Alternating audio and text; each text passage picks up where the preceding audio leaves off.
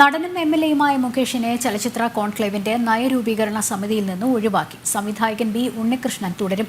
മുകേഷിനെതിരെ ബലാത്സംഗ കേസ് നിലനിൽക്കുന്ന പശ്ചാത്തലത്തിലാണ് തീരുമാനം. വിവരങ്ങളുമായി ടിൻഡു ദാസ് ചേരുന്നുണ്ട്. ടിൻഡു, മുകേഷിനെ മാറ്റണമെന്ന ആവശ്യം ശക്തമായിരുന്നു. പക്ഷേ മറ്റ് അംഗങ്ങളുടെ കാര്യത്തിലൊന്നും മാറ്റമില്ല എന്ന് മനസ്സിലാകുന്നു. കൂടുതൽ വിവരങ്ങൾ എന്തൊക്കെയാണ്?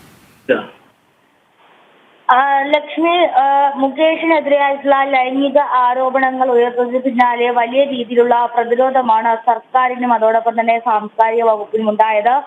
സിനിമാ മേഖലയിലെ പ്രശ്നങ്ങൾ പരിഹരിക്കാനായി വരും മാസങ്ങളിൽ ഇത്തരത്തിലുള്ള ആരോപണങ്ങൾ ഉന്നയിച്ചവരെ കൂടെ ഉൾപ്പെടുത്തിക്കൊണ്ട് സിനിമാ കോൺക്ലേവ് നടത്തുമെന്നായിരുന്നു വകുപ്പ് തന്നെ അറിയിക്കുന്നത്. പക്ഷേ ഇത്തരത്തിൽ ഹേമ കമ്മിറ്റി റിപ്പോർട്ട് പുറത്തു വന്നതിന് പിന്നാലെ മുകേഷിനെതിരെ വന്നത് ഗുരുതരമായിട്ടുള്ള ആരോപണങ്ങളായിരുന്നു. സിനിമാ നയരൂപീകരണ കമ്മിറ്റിയും അതുപോലെ തന്നെ കോൺക്ലേവിന്റെ നയരൂപീകരണ കമ്മിറ്റിയിലും മുകേഷ് ഉണ്ടായിരുന്നു.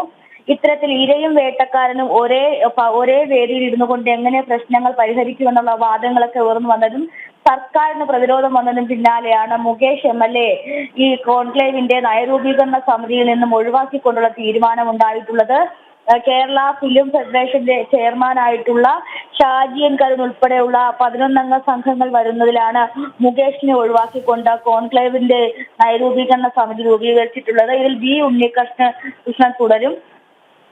അതോടൊപ്പം തന്നെ ഈ സിനിമാ നയരൂപീകരണ കമ്മിറ്റിയിൽ നിന്ന് മുകേഷ് രാജിവെക്കണമെന്ന ആവശ്യം നിരന്തരം ഉയർന്നിരുന്നു. സർക്കാർ പ്രതിരോധം മയപ്പെടുത്താനായിട്ടാണ് ഇത്തരത്തിലൊരു നീക്കമെന്നാണ് നമുക്ക് മനസ്സിലാക്കാൻ സാധിക്കുന്നത്. എന്തായാലും ഹേമ കമ്മിറ്റി റിപ്പോർട്ട് വന്നതിന് പിന്നാലെ ഗുരുതരമായിട്ടുള്ള ആരോപണങ്ങളാണ് നടനും എം.എൽ.എ കൂടിയായ മുകേഷിനെതിരെ വന്നിട്ടുണ്ടായിരുന്നത്. എന്തായാലും നിലവിലിപ്പോൾ സർക്കാർ കോൺക്ലേവിന്റെ നയരൂപീകരണ സഭയിൽ നിന്നും മുകേഷിനെ ഒഴിവാക്കിക്കൊണ്ടുള്ള തീരുമാനത്തിലേക്കാണ് എത്തിയിട്ടുള്ളത്.